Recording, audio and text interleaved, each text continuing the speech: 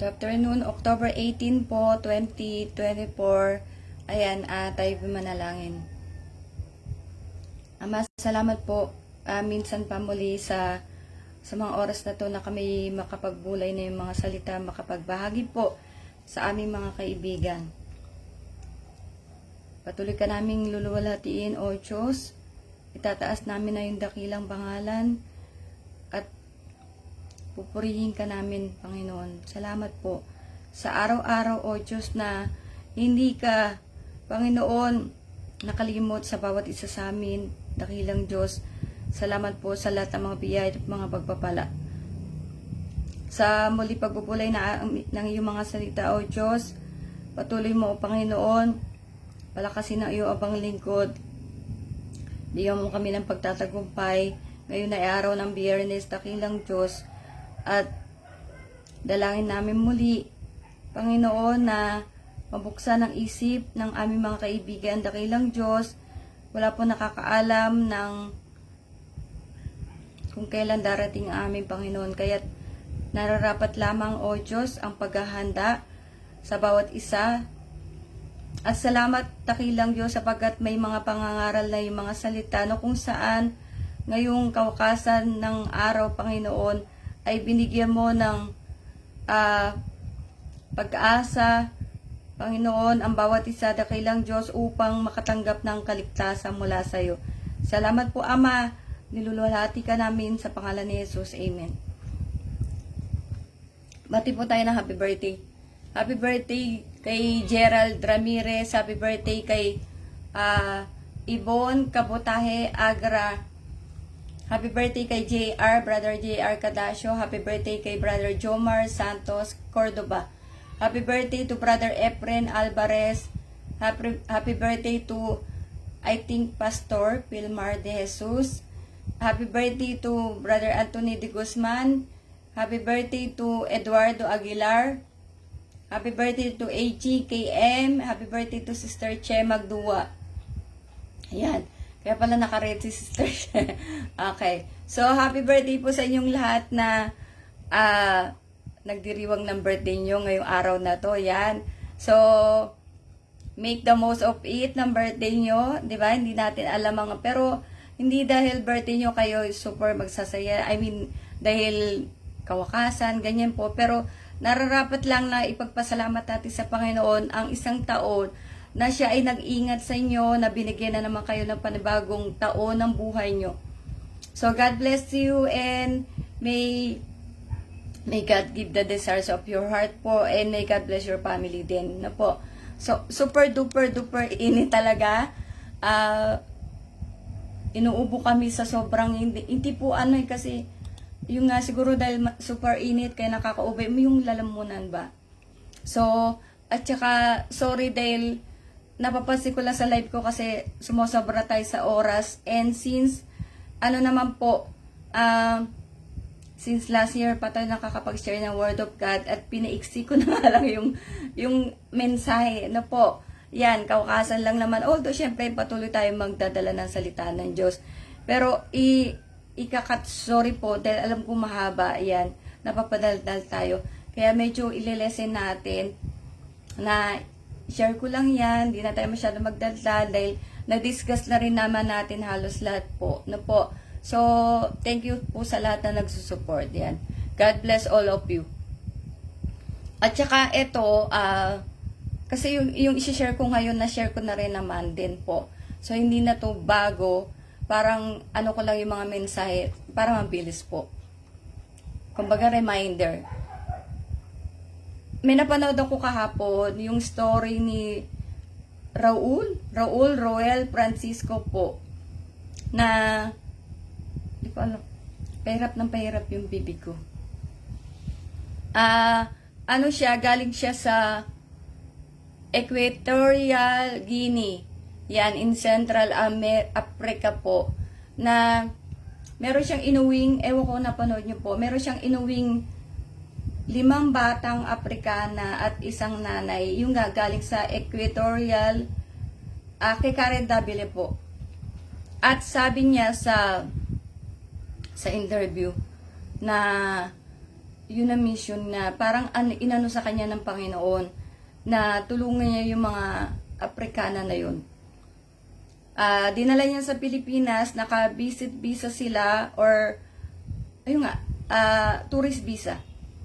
So, ano niya, parang nire-renew yung visa niya at saka base sa kanyang salaysay po ay tinanong siya ni Miss Karen Davila, mga magkano nagastos mo. Hindi ko alam in everything. Pero parang pamasahe alone, almost 1 million. Pero sabi niya, lahat ng ginagastos niya ay galing sa pagbablog niya po kasi vlogger siya sa Equatorial Guinea. At the same time, nag-work siya doon as data analyst. Yan. At yun na sabi niya nga na parang yun yung mission niya na inano ng Panginoon sa kanya. Kung iisipin mo, 'di ba? Yung ganong kalaking ano ba tawag dito? Responsibility. Na ampunin mo yung 6 5 bata, isang nanay, may pabahay sa lahat, nagpapaaral. Yan, as in niya, although hindi niya alam yung mga susunod na mangyayari, syempre. Pero yung gagawa ng ganon, yung mga malalakas ang loob, una, di ba? Tsaka yung may pagmamahal sa Panginoon. Kasi ang ano niya na, ayun nga, parang yun ang sinabi ng Panginoon na mission niya. Yan. Although napaka-hirap na mission, kasi kahit ako, hindi ko masasabi magagawa ko yon na magpauwi ka ng ibang lahi, ibahay mo, at ikaw gugugol na lahat, ikaw gagastos. 'Di ba? Parang ang hirap. So, yung gagawa talaga no, yung may pagmamahal sa Panginoon na, Lord, mahal kita. Kung sino yung mahal mo, mahal ko. Yan, kasi sobrang hirap doon sa lugar nila. At sabi niya nga sa interview na parang ngayon nahihirapan na siya kasi lumalabas na yung ugali nila as yung mga Aprikano. Ugali nila sa pinanggalingan nila. Yan. Kasi nga, syempre hindi yung nga lang kapwa mo Pinoy, ang hirap ng pakisamahan, yung ibang lahi, di ba? Dahil, syempre, iba talaga, totally iba yung ano nila, yung kinalakihan. Yan. Pero dahil sa awa, sabi niya sa mission niya, sa Panginoon, ginagawa niya. Yan. Pero kasi yung support nun, alam mo yung everyday, kakain ka, sila lahat, at saka yung pag-aaral, visa, yan, sa gagastos. Napakalaking responsibilidad po. Kaya, yung gagawa nun talaga, yung mga malakas ang loob, nananalangin sa Panginoon. Siyempre, inaano na, Lord, ito ba talaga yung kalooban mo na gagawin ko? Parang ganon, di ba? Pero hindi po natin, yan, wala rin akong masay. Hindi ko alam, yan. Pero yun nga, isang naano ko doon, hindi magagawa yun na isang tao kung wala siya pagmamahal sa Panginoon. Kasi hindi niya kilala yun eh. Tapos kinukuk niya, tayo nga, di ba?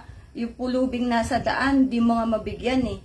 Dahil, parang pag hindi natin kilala, hindi natin matulungan.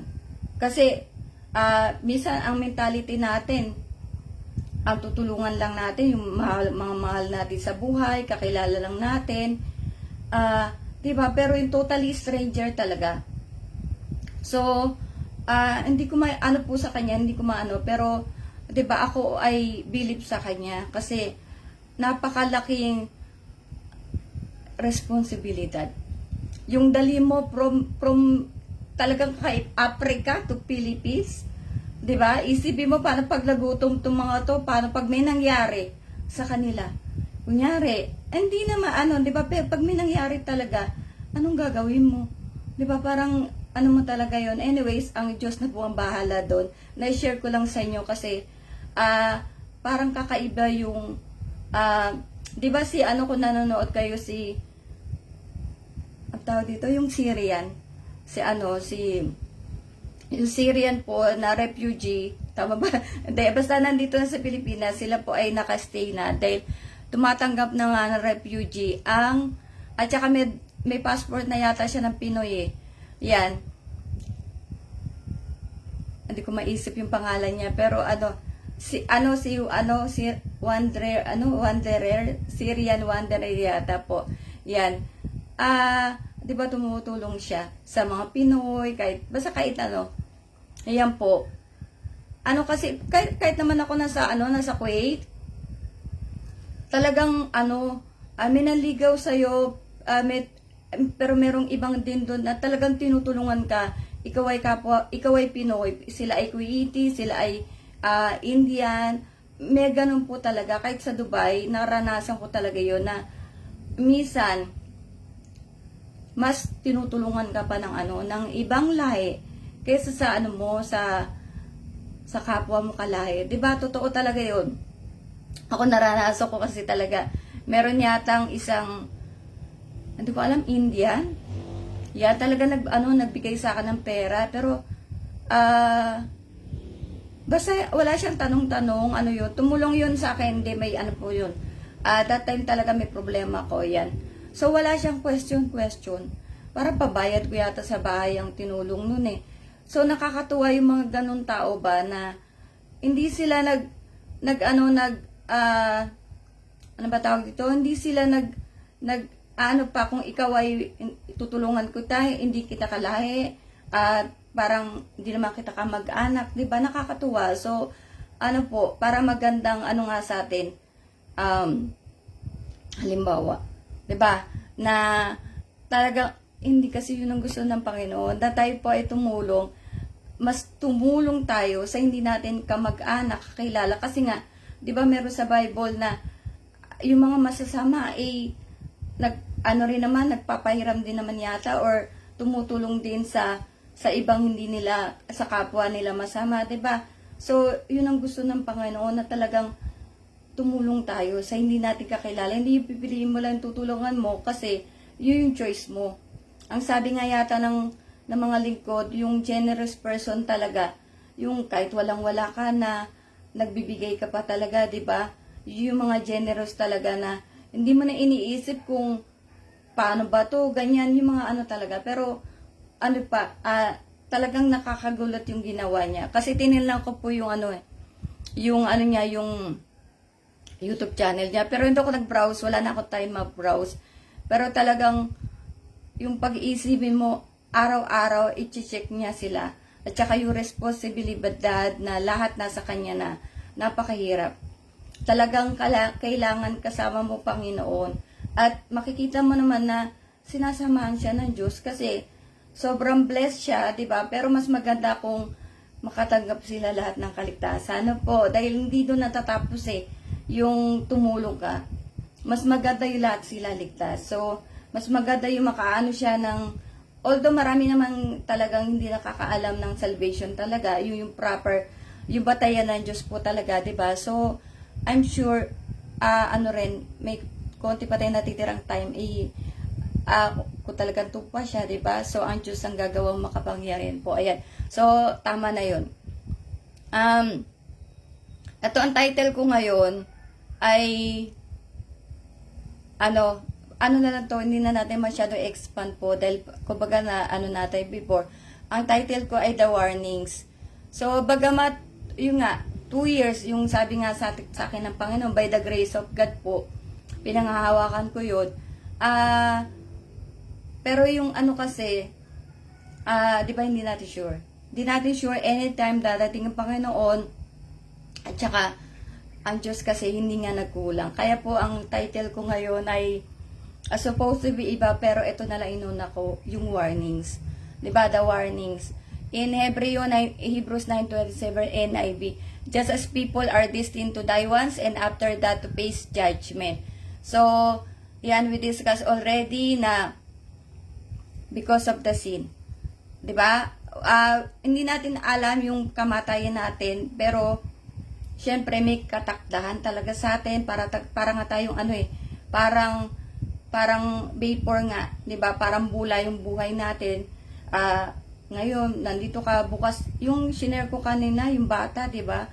Ang bata pa noon, yung sasabihin na, ang bata ba mo pa, marami ka bang gagawin, pero bata pa yun, 'di ba? Hindi mo alam, wala nakakaalam, kaya walang pwede magyabang po, 'di ba? At saka yung nga, 'di ba? to die once and after that to face judgment. So, malinaw na ang bawat isa ay malaman na yung mga naunang lumatay ay hatulan na, yung mga hindi nakatanggap ng kaligtasan po by the grace of God sa atin na nakaunawa, nakakilala, nakarinig ng katotohanan, nakaalam, yan, iniligtas na ng Panginoon by the grace of God, ay may chance tayo na maging matuwid, gawin ang kalooban ng Panginoon, at mai-share sa iba ang kaligtasan. Diba? Ano po? So, eto. Matthew 24, 6-13. You will hear of wars and rumors of wars, but see to it that you are not alarmed. Such things must happen, but the end is still to come. Nation will rise against nation, and kingdom against kingdom. There will be famines and earthquakes in various places. All these are the beginning of birth pains. Then you will be handed over to be persecuted and put to death, and you will be hated by all nations because of me. At that time, many will turn away from the faith and will betray and hate each other. And many false prophets will appear and deceive many people because of the increase of wickedness. The love of most will grow cold, but the one who stands firm to the end will be saved. So, alam na natin, yeah, I don't have to discuss so much more because we can hear the wars right now. But in that verse, di ba, that is not the end. Yan po. So, birth pains are parang someone who are giving birth, di ba, masakit. Yeah, it's very painful. So, what we are hearing and experiencing, the earthquakes, the famines, the wars, are just the start. Yan po. Kasi I told you that believers still will experience those things. These things that is happening right now. And we know already that so many preachers are coming around. Yan po. And, diba, because of the increase of wickedness, in the love of most will grow cold. And that is happening already. Then you will be handed over to be persecuted and put to death. And all of those things are happening. Matthew 24, 36-44, NIV. But about the day or hour no one knows, but not even the angels in heaven, nor the Son, but only the Father. As it was in the days of Noah, so it will be at the coming of the Son of Man. For in the days before the flood, people were eating and drinking, marrying and giving in marriage, up to the day Noah entered the ark, and they knew nothing about what would happen until the flood came and took them all away. That is how it will be at the coming of the Son of Man. 2 men will be in the field, one will be taken and the other left. 2 women will be grinding with the handmill, one will be taken and the other left. Therefore keep watch, because you do not know what day your Lord will come, but understand this: if the owner of the house had known at what time of night the thief was coming, he would have kept watch and would not have let his house be broken into. So you also must be ready, because the Son of Man will come at an hour when you do not expect Him. Ayan po, basahin ko na itong last verse ko. Hindi pa po ito last verse. 24:14 Matthew. And this gospel of the kingdom will be preached in the whole world as a testimony to all nations, and then the end will come. So again, we thank the Lord for the life of the good man of the house, our beloved late apostle Arsenio Tanperiol, because if not with him din naman, I will not come to know the fourth watch. And I will not be baptized in the fourth watch po by the grace of God. I will not come to know the Bible itself. Yan. Kasi, hindi naman talaga ako maano mag-Bible. I mean, nagbabasa, pero until the time na I was in the fourth watch, I just parang had the interest in reading the Bible, listening to the Word of God from the sent ones of God, our beloved Bishop Aldrin, the our apostle, Jonathan Periol, di ba, the bishops, the presbyters, yan po. Parang I was never been like this, para until I knew Birthwatch po. Yan, until I knew Jesus. Ay, alam mo na may Panginoon, pero hindi ko pa talaga totally alam yung, sa totoo lang, to be honest with you, yung ama, anak, yan, ano ko talaga, sabi mo ng may hinaulo or tanga, hindi ko alam yun, hindi ko naiintindihan talaga, di ba yung, ano lang tayo ng Panginoon, Panginoon, ganon, pero siguro, sa tingin ko lang po, na at that time, 2015, I was baptized. Hindi ako masyadong, although nag-church tayo sa Catholic, yan nga. Pero siguro hindi pa ako ganong, sabi mong, I'm interested in the Bible or in the life of Jesus Christ, di ba? In the life of God, in the Word of God, until such time na yun nga po, I was baptized in the fourth watch and I got interested in everything. I told you that I'm not interested even in politics and ano nga, takot ako sa mga hayop, ganyan. So, yung mga bagay-bagay, na ano natin, na, yung nga, na iba na tayo. Diba? Totally, ibang-iba na. Dahil sa salita ng Diyos na po. At talagang pasalamat ako sa mahal na sugong apostol. I remember nung, siguro, ilang years din, na ako'y nagpaparay sa mahal na sugo. 2017 yun eh. Kasi 2017 din ako nawala ng work. October. So, yun yung last na punta niya nung Dubai, ako'y nakapagpa-pray sa kanya, nakapila ako, at ang pinagpa-pray ko lang naman sa kanya nung makauwi.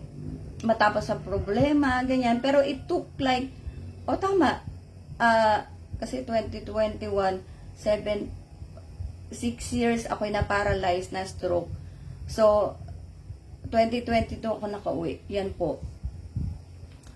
Pero kumbaga nga, hindi yung prayers natin na, yari, nagpa-pray ka agad-agad, di ba? Yung nga God has always perfect timing. Na we just have to, ang sabi ng mahal na Bishop Aldrin Palangka, na learn the art of faithful waiting. So, dun din ako natuto na, although ano ko talaga, pasensyosa po, yung yung matyaga. Matyaga talaga ako. Kasi nga, ako yung nagpe-pay to click eh. Pay to click lang na pay to click yun eh. Kumita ako ilang years, pero alam mo yung click ako ng click lang. Nung wala na akong work kasi, kailangan parang lahat na ginagawa ko talaga. Ayan.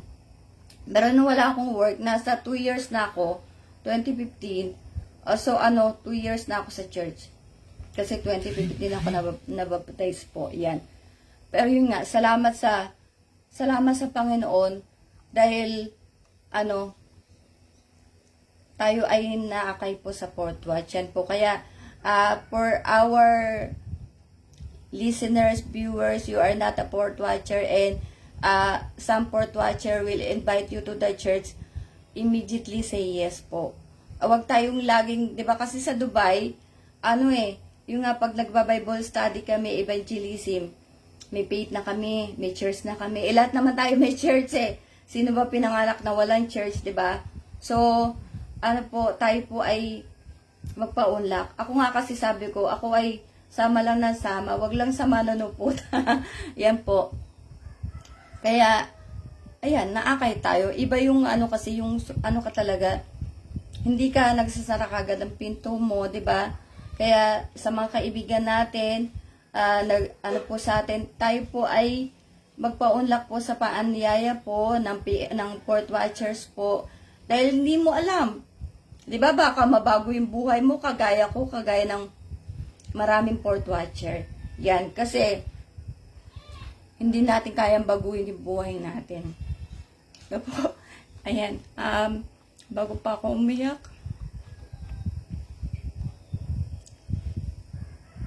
Yung alam mo yun dito sa sa baka haba ako eh. And this gospel of the kingdom will be preached in the whole world as a testimony to all nations, and then the end will come po. So, di ba sabi ko nga, may 12 tribes kasi. At, hindi kasi kaya talaga ng fourth watch po. Yan ay dapat nating admit. At saka ito kasi yung mga 12 tribes na yon, base po sa aking unawa, ay yung mga naiwang, di ba parang 120 believers lang ang naiwan. Yan, kasi yung iba ay pumanaw na yata, nakita na ni, kasi ano, di ba, ni Apostol Pablo, di ba? So, syempre nanganak at nanganak, di ba po? So, maraming nangangaral. Kaya kumbaga yung mga descendants, yan, hindi descendants of the son, di ba? Nangaral din. Kaya po, kumbaga, kasi sabi ko nga, 8.2 billion. Paano mo naman, ano yung 8.2 billion na makaalam ng katotohanan, tuturuan mo, gagawin mo alagad kung sabihin mo, kunyari, port watcher, ilan ng totoong port watcher? Diba yung ilan ng talaga gumagawa ng kalooban ng Diyos? Hindi lahat. Aminin naman natin, hindi talaga lahat, di ba po? So, kasi kahit naman ako, dito lang ako pag pupunta kami ng mall, nagbibigay ako ng tracts, hindi pa lahat. Kasi napakahirap sa wheelchair, magbigay ka ng tracts, no po? So, iyakan tayo. Anyways, yun po, ang naano ko lang dyan ay, ayun nga, di ba? And this gospel of the kingdom will be preached in the whole world. So, marami magtutulungan. Ayun nga, sabi ko, pag hindi pwedeng isa lang ang mala apostol or ibang church lang gagawa, na although yung Calvary Temple, last time na I had shared with you, I think more than 300,000 the members of that church po, that faith. Pero 8.2 billion, 'di ba? In those people, those Chinese who are worshiping the Lord in the basement, underground, and that ayan po ay talagang sure na ako. Yan 100%.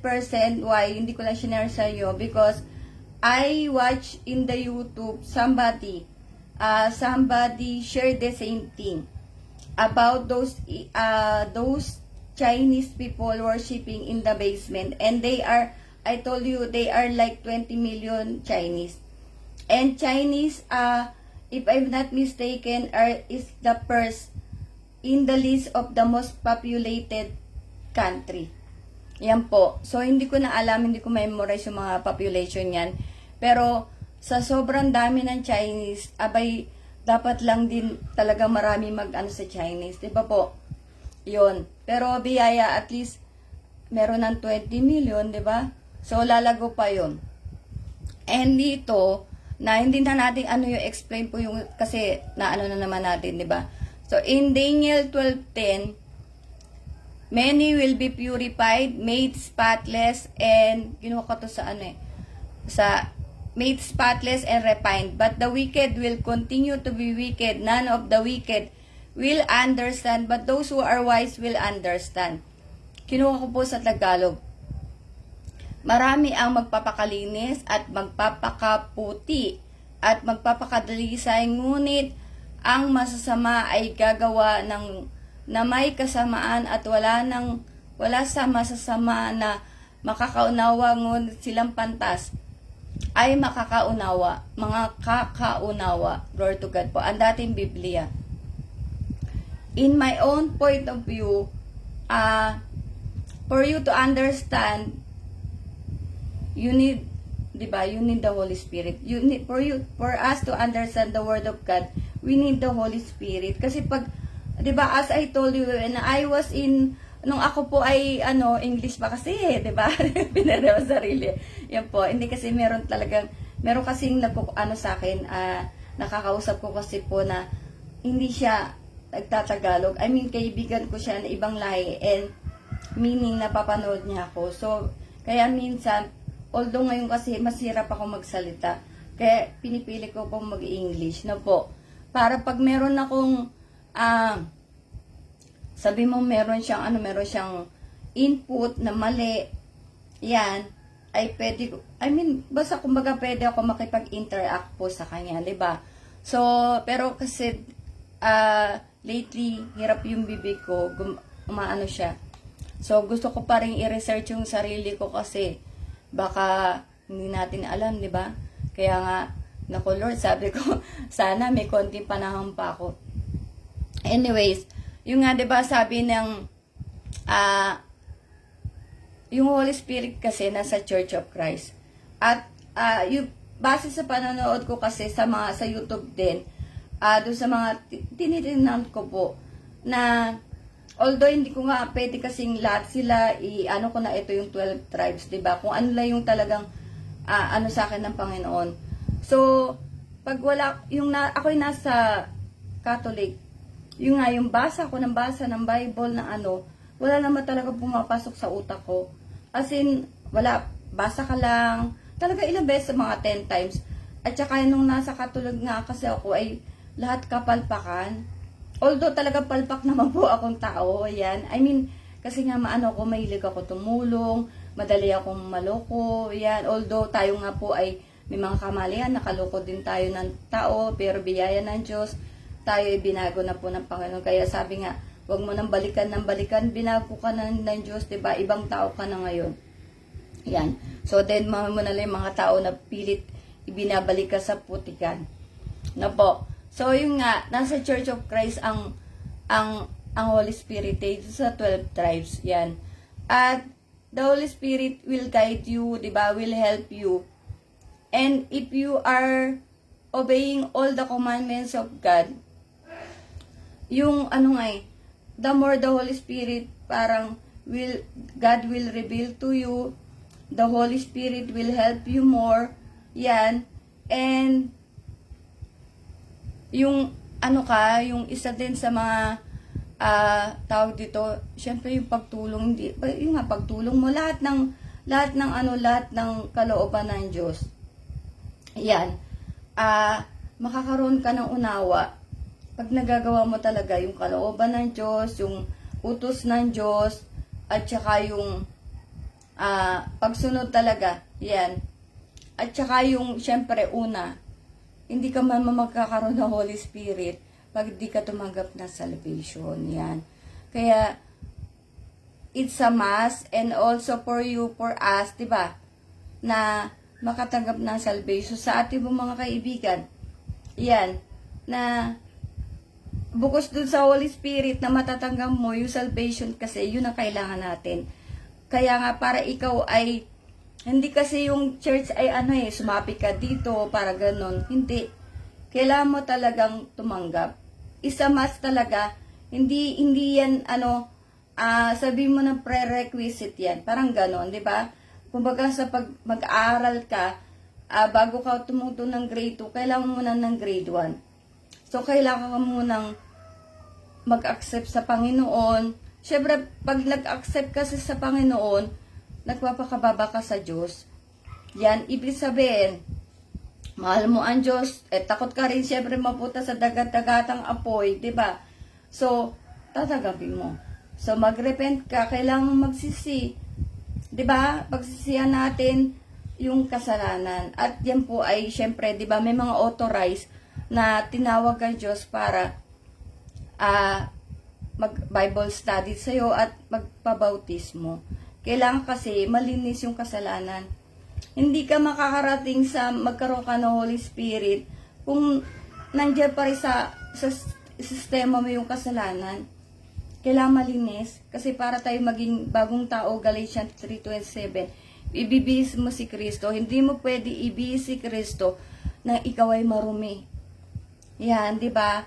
So, yung muna po, na talagang agree ako doon na sa talaga, I mean, di naman tayo talaga pwede mag-contradict, na yung Holy Spirit po talaga ay nasa church. Dahil, nakita ko na rin, dahil iba, kung saan nga ako nakarating yan po, nakita ko na rin sa ibang church.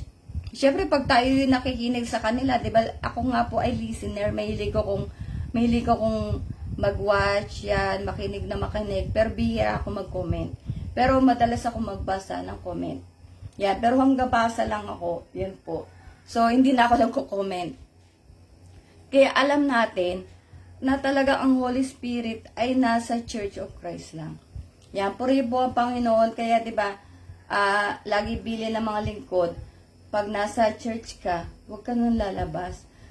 Talaga batahin mo na lang yung hirap. Kagaya nito, hirap na hirap magsalita, di ba? Pero, ikaw ay mapalad na. Yan po rin po, Panginoon, na ako talaga, yung pinapagpasalamat, yung sabi ko nga, na ako nang bago ko umuwi, ilang years na ako, 2015, 2022, may net tayo sa math, 8 years, 8 years ako bago umuwi, 'di ba?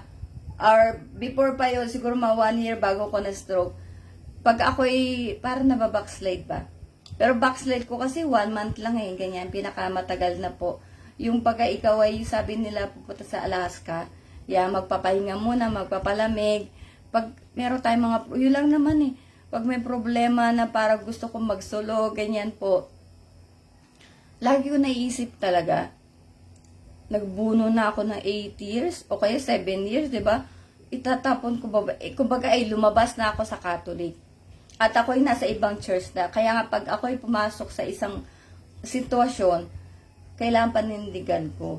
Yan. Kaya sabi ko, pag ako lalabas pa dito, abay, sana ako para katawa-tawa, di ba? Nanampalataya ko, naniwala ako na ito yung church na tama, tunay, faith. Tapos bigla ka lumabas. Di para kinain mo yung sinabi mo, di ba? Na parang, although sabi ko nga, mang-uusig ako before, pero na-realize ko yung mga bagay-bagay na pinaggagawa ko. I mean, hindi pa ako ganong kalalim sa church. Sa pananampalataya, yan nga, kailangang magkaroon muna ng mga mabibigat po na pagsubok, 'di ba? Ay kasi ito na pinakamabigat talaga para tayo lumalim pa.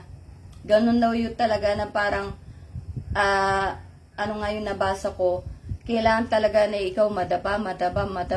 Pero pagdapa mo ng pagdapa, lagi mo lang hanapin si Kristo. Yan po, para isipin mo na si Kristo magpapalakas sa'yo. Nanghihina ka, ang Diyos ang magpapalakas talaga sa'yo, wala nang iba. Hindi natin kayang palakasin na sarili natin kung tayo ay magpakalakas kay Kristo. Na po, so yan, sobrang haba, 'di ba? So sa mga kaibigan namin, tayo po ay wag na magdalawang isip, 'di ba? Kaya kasi sinabi warning. Kasi anytime, hindi natin alam, 'di ba? Ay di ko rin naman alam Yan po. So at least nagawa ko yung part ko, 'di ba? Hugas kamay na naman na po. Yan. Pero syempre, habang wala pa ang Panginoon, tayo mangangaral, tayo gagawa ng kalooban ng Diyos. Para nga kasi, 'di ba, sabi diyan sinong matapo ang tapat ay siya maliligtas. Hindi yung ayan na papunta ka sa dulo, bigla ka pang lumiko. 'Di ba? Sayang talaga. Although syempre, hindi naman ganun ka-brutal ang Panginoon, kasalba 'di ba? Hindi siya matuwid, 'di ba po? So, meron ding kung ang nangyari lang sa'yo ay talaga siguro ikaw ay bumagsak. 'Di ba? Pero I'm sure itatayo ka ng Diyos. Yan. So yun po yung lagi natin tandaan, 'di ba? Yan, kaya sa mga kaibigan namin, 'di ba? Lagi po kayong manuri ng nangangaral. Yan. Para tayo ay hindi maputa sa wala, at saka huwag ka lang manuri, ikaw ay tumanggap na, at dahil kakaantay mo baka naabutan ka pa, 'di ba? So kaya hindi po nagkulang ang Panginoon sa ating lahat, ay tunay na sagana. Meron sa street evangelism, hospital, sa jail, sa bus, sa lahat-lahat na, sa online, social media.